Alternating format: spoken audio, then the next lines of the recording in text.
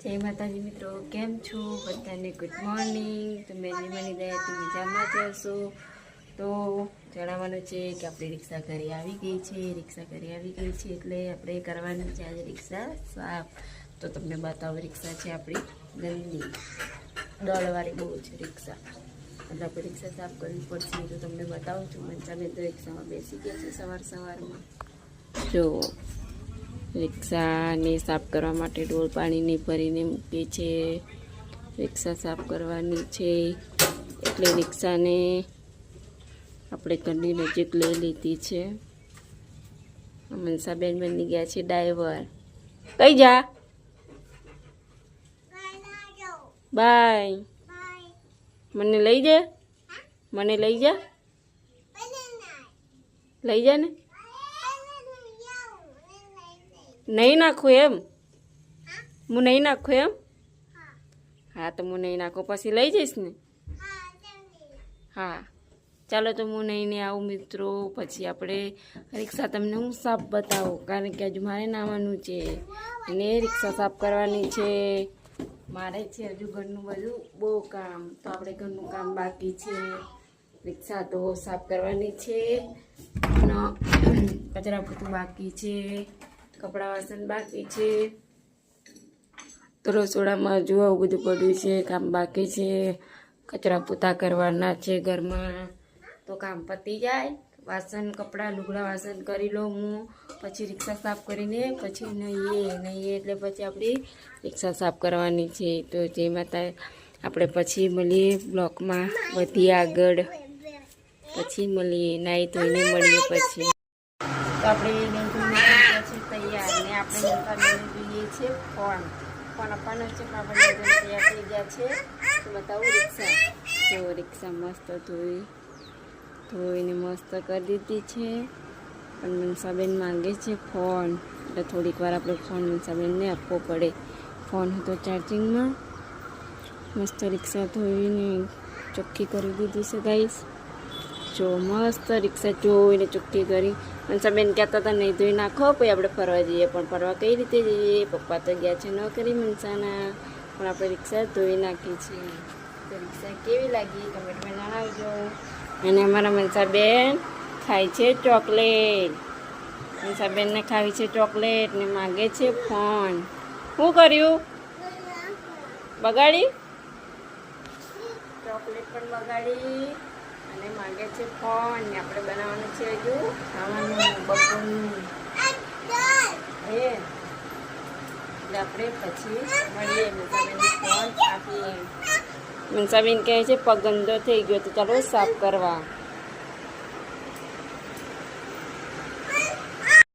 તો આપણે તો તૈયાર થઈ ગયા છે, લાલી પાલી લગાવીને. અને ખાવા ખાય છે ચોખા થઈ ગયા છે. હવે અમે જઈએ છીએ મનસાબેનને જોઉં છે દુકાને. તો મનસાબેનને દુકાને લઈ જઈએ. પછી મનસાબેન તો આપણને મારે એવા છે, હેરાન કરે બહુ.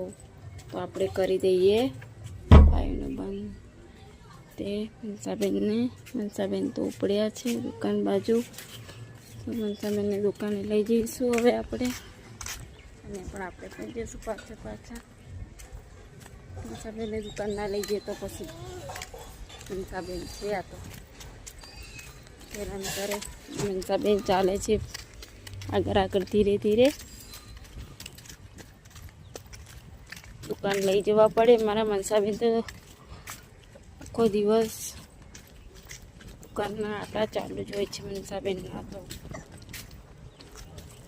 આપણે દુકાન જઈએ છીએ.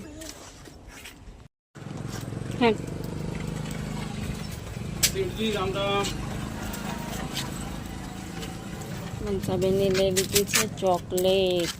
હવે ચોકલેટ લઈને પાછા ચાલતા થઈ ગયા છીએ અમે તો. ચોકલેટ લઈને મનસાબેન ચોકલેટ લઈને ચાલે છે.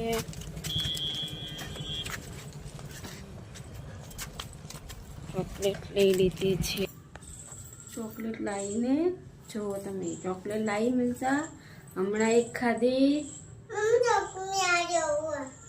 હું જોવું વારા ઘડી મિયાવ જોઈ તો જો મનસાને જેવું છે મિયાવ. હમણાં કાંઈ દુકાને લઈ જાઓ તો હું દુકાને જઈને આવી. હવે જોવે છે મિયાવ, એટલે આપણે મનસાબેનને ફોન આપી દેવો પડશે. હમણાં ફોન લીધો તો અને હમણાં ફોન આપીએ છીએ. જો તો આપણને મનસાબેનને ફોન આપી દીધો છે. મનસાબેન ફોન જોઈને નવરા થઈ ગયા અને મનસાબેને આપણને ફોન આપી દીધો છે. મનસાબેનને ફોન આપી દીધો. મનસાબેનને ફોન જોતા જોતા ખાઈ પણ લીધું અને મનસાબેન ઊંઘી પણ ગયા છે. જો તો મનસાબેન ફોન જોતા જોતા ઊંઘી ગયા છે અને હવે આપણે થઈ ગયા છે ફ્રી. મનસાબેને તો જમી લીધું છે. આપણે જમવાનું બની દીધું હતું. આપણે પણ જમી લઈશું.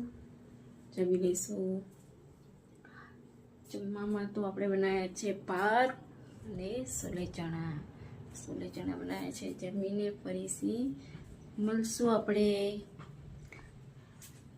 થોડો આરામ કરી લઈશું. સવારમાં વહેલા ઉઠીએ છીએ એટલા માટે જમીને થોડો આરામ કરીશું. તો મળીએ આપણે પછી મતલબ કે આપણે પછી મળીએ 3-4 વાગ્યા પછી. તો આપણે તો ઉઠી ગયા છે, 4 વાગી ગયા છે. આપણે બનાવીશું હવે ચા. તો ચા ઉકળે છે, એમાં નાખીશું ખાંડ. ચામાં તો ચા ખાંડ જ હોય, તો બધાને ખબર હોય કે ચા ખાંડ જ હોય. ચા બનાવીશું. 4 વાગી ગયા છે. ચા પાણી કરીશું હવે.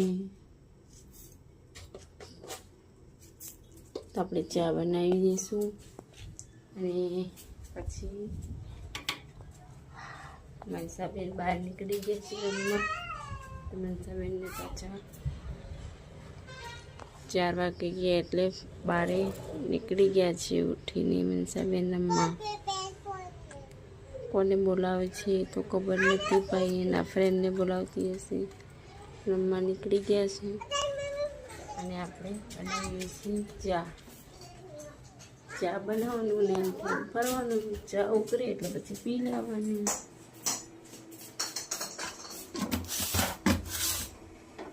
તો આપણી ચા થાય છે.